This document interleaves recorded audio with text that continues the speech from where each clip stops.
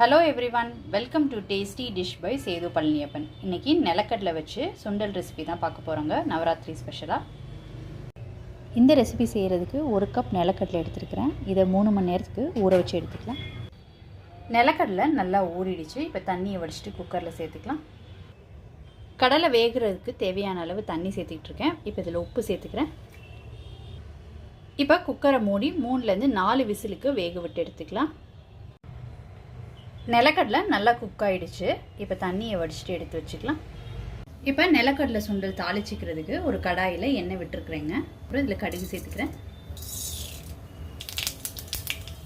காய்ந்த மிளகாய், கருவேப்பிலை, ஒரு பிஞ்ச் பெருங்காயத்தூள், வேக வச்ச கடலை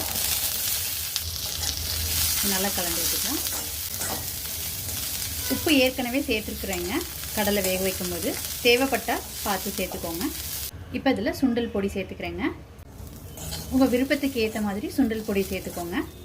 சுண்டல் பொடியை நல்லா ஈவனாக கலந்து விட்டுக்கிட்டாச்சு. இப்போ தேங்காய் சேர்த்துக்கலாம்.